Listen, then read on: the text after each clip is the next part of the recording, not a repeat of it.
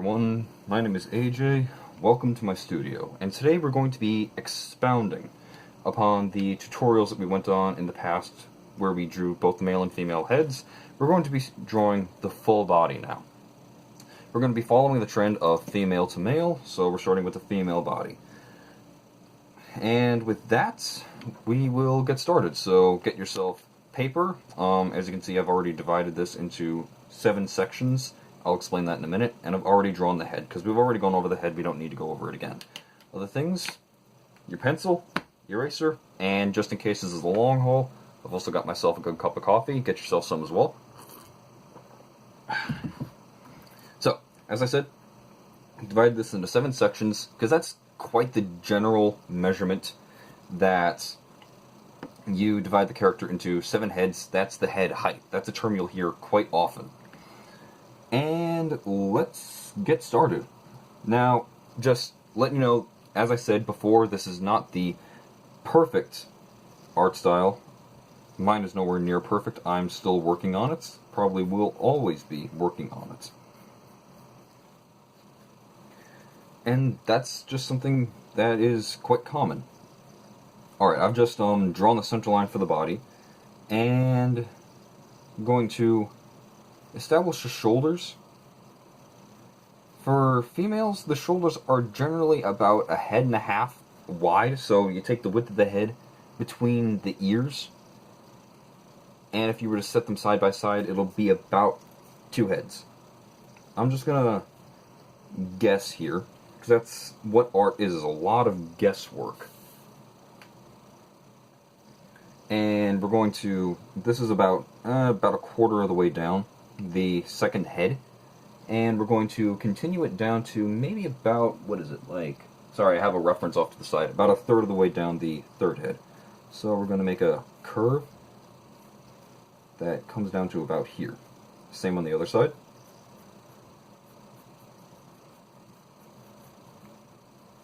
And I'm going to be a little more clipped and rushed here because this is actually take 2. I had some technical difficulties on the first take, so I'll be checking the camera quite frequently to make sure it's actually still recording. And then we're going to add the undercut of the rib cage, and this will play an important part later, as well as doing this. About halfway down the second head, we're going to add a curved line. This will be very important in just a moment. In fact, there's something else that you could do if you wanted to. We can round this off to make it more of a kind of a, I don't know, an egg shape, if you wanted to. In fact, I'm just going to quickly do that, actually. You don't have to do this. This is just more of a reference point. So if you want to, you can, actually. And up here, we're going to quickly throw in the shoulders. You want to be technical, they're the deltoid, or you can just say shoulder ball. Whatever you want to say. Now notice, I didn't go beyond the underside of this line right here. That's very important. And now we're going to add in the pelvis. The pelvis, depending on what build and what body shape your female character has, the pelvis won't extend beyond a certain point. I personally like to kind of go with a hybridization between an athletic figure and an hourglass figure for women. So they have slightly thicker, more muscular thighs, but they have the much desired and very rare hourglass figure. And that will be it. Now, of course, women's hips tend to be a bit wider, and this is still very true, but I'm going to use more of the thigh to bring that out. And oh wait, duh. Sorry, I forget that I have a take 1 sitting off to the side here. So, we will take the femur, the upper leg line, extend it down to about here, and add the circle for the knee. Add in their left on our right. Keep that straight in your head. And then extend it down a little bit further. Now, technically speaking, the femur is actually starting right at the outside edge of the pelvis and turns inward.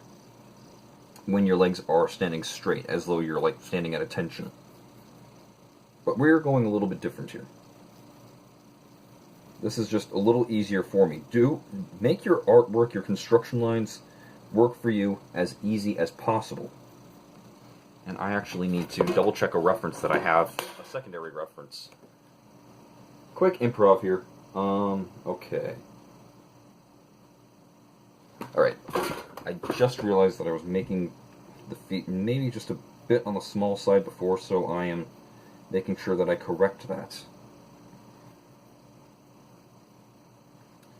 Same on this side. Now, this is more of an unnatural pose. It's very stiff, but it's not intended to be anything realistic. Okay. Again, just double checking the camera. It's more just as a reference to get the idea that, okay, this is where this lines up, this is where everything goes. Alright, now for the arms. At the bottom of this ribcage, this juncture point between the pelvis area, and I just realized I've missed something. We're going to go about here and add a curve. This is also going to play an important part later. So the juncture point between the bottom of this ribcage arc and the top of the pelvis, that's where the elbow is going to be. And we're going to turn the lower arm out just a little bit, and the wrist will end right at the crotch area. And I realized I put the elbow just a bit too low. Let me just raise that up. That's the point of construction lines. That's the point of all of this. It's to help you see where you made your mistakes and correct them instead of having to go back numerous different steps. It saves you lots of time, trust me. You definitely want things to be a time saver here. You don't want to make your drawing too difficult, because if drawing's hard, it's not going to be fun. And that's what drawing should be, is fun. So the fingers, I went off on a tangent and started doing this without saying anything. So the fingers go till just above the bottom part of the forehead. So let's do the same on the other side. Ugh. I absolutely cannot stand how my hands stick to paper like that. I hope none of you have that issue. I would never wish it on anyone. It's such a nuisance. Now, we're not, as I said, oh, well, I don't think I said this, actually. We're not focusing on specifics here. We're just getting the general idea of the figure down, and we'll go in and break the body apart into smaller, bite-sized pieces. Excuse me. Okay. And with that, we can actually get on to adding flesh to this. We're going to be slapping the meat on the bones now. So, if you recall how we did the body before, the neck is about right here on females. And if you imagine almost like a coat hanger shape between the deltoid, the shoulder balls, whatever you want to say. And this is not completely symmetrical, but we're not going for perfection here. So it's kind of a coat hanger shape. Let's just kind of be a little strange here. If you can imagine literally like a coat hanger here. And I'll erase this later, you don't have to draw this. Can that actually show up? Yes, it is showing up. Perfect. Can't really see the feet though. Let me move this up a little bit. There we go, that's better. Must have moved down. Alright. So yeah, I'm gonna quickly erase that here. I'm not too worried about erasing parts of the face because, well, there's no face, for one thing. Great, now that I put it in my head, I just remembered that there is a Japanese yokai that is like a shapeshifter and has no face. And it's actually involved in Inuyasha. Tangent there, anyway. So, let's move on to the arms. You'll have kind of this egg shape right here. And yes, it's quite naturally that way. And then, even though women typically, on average, this is archetype. This isn't it's kind of like your Wonder Woman, your Black Cat, that sort of thing. It's just kind of an idea. This is a base. And women do have muscle, but it's not nearly as defined on average. Now, of course, there are those remarkable female bodybuilders which I find interesting to look at because it's so different. In fact, one of my favorite characters in video games and media is actually Zarya from Overwatch because she's so different. She's a powerhouse being able to do what she does. I mean, after all, she's lifting her weapon in the game. Overwatch is a cannon intended for a turret, and she carries it around like a freaking minigun. So, women's wrists in many styles, and your style may differ, go ahead and improvise however you want, but on average, women's wrists taper quite narrow, then they flare out to the sides of the hand and the thumb. Alright, so remember how I drew this line right here, and we have the top of the ribcage here? This box right here is where her breasts are going to be. Now, we're not going to go exaggerated, we're not going to go stupidly big, but we are going to do something here. So, if you imagine almost an X starting at the top of the shoulder here, and it's a curved X, and it goes through this point right here, and wraps around the bottom of the rib cage.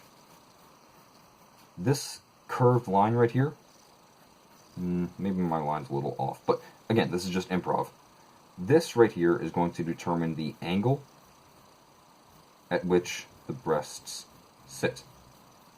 Now, of course, this is going to be a very poor representation. I'm trying to keep from being as odd as I possibly can. Let me just quickly open my art reference book again. Yeah, that's fairly decent.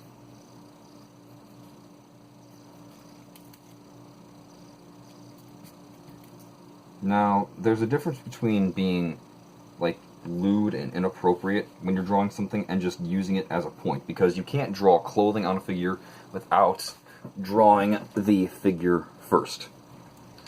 So you definitely have to draw even a loose interpretation of the female figure. Now, going on to the waist, it kind of comes from where that X meets the torso and flares out a little bit. Everyone's style differs. There are many people that like drawing more trim females. I personally prefer drawing them with a little more meat on their bones, so to speak. I don't even know the term that's used nowadays for it, but basically they're very well defined. I call it healthy amounts of weight. And then the thigh flares out widest, because pinups definitely get it wrong. The thigh isn't actually widest up near the pelvis, it's actually down near the center of the thigh. So about halfway down is where it's going to be thickest, and then it tapers down to the knee at about halfway down the knee ball. And we're going to add just the smallest indication of the crotch right here. Not too wide, because the thigh gap is impossible. And then it's almost straight with just a small amount of curve on the inner thigh. And this one actually goes down lower. It kind of hugs the bottom of the knee circle. So let's just duplicate that on the other leg. If you have to overshadow the hand, don't worry about it. I'm trying to keep my head from getting in the way of the camera here. If I did, I apologize. Let me just set up straighter here. If it's not symmetrical, again, you know, if you watch a lot of artists that draw things digitally, you'll actually notice that they'll only draw one side if they're doing a front-on view, and the other side, and they'll just copy-paste it, duplicate it. Sip of coffee there. And now for the lower leg, the calf. Straighten these out here. Just double check to see if the feet are in view yet. Yes. Probably were out of view for a second there. Alright. So, the calf is going to, on the outside, come down and be about yay wide. It varies. To about a third of the way down, and then it tapers in towards the ankle. Stylistic choice, you could actually add the bumps on the side of the ankles, but that's more specifics. And then on the inner calf, it's going to do a quick flare out and then come back in. So you kind of get this almost bent outward shape, almost like a bow, if you were to draw a line like this. That's actually natural. If you were to feel your shin, I'm not going to because I'm sitting on it, you will notice that it actually curves outwards towards the outside of your body, towards the respective side. And then same on this side.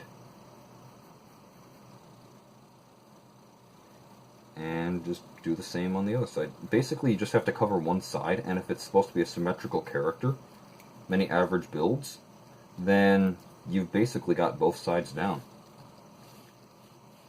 And I'm just gonna go over a few minor specifics, such as right here at this juncture point. It's not this big, but this is where your navel would be. So we could add like a little circle maybe, I don't know.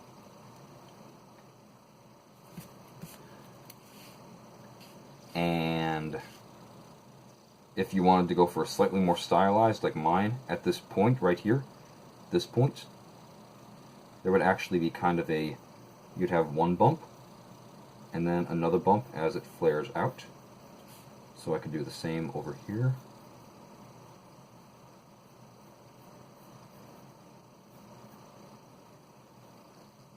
It's all just stylistic choice, it's semantics really. And that's quite essentially it. I mean, you could also say, like, for instance, right here, along this line, maybe a little bit above, is where your collarbones are. So I could do like this. Now, of course, they would never stand out in this kind of stark relief unless they were emaciated. But that's pretty much it. I know it doesn't look like a natural pose. It looks very uncomfortable, but as I said, it's mostly just for a reference. So you can say, okay, so this is the head. The top half of the body is about this tall. It's not necessarily half. It's more a little less than half. If you want to go more realistic, then you could put the crotch at halfway down the fourth head. You just have to change your proportions accordingly. And actually, 7 heads tall is stylized. Your average person, which is about 5'8" to 5'10.5", is actually more like 8 heads tall. But this just looks more appealing. How much time are we at here? Oh, this is a lot faster. Of course, when I was drawing, it was the first take. It was a lot more complicated. I'll actually quickly pop it in. The camera stopped recording when I was about right here.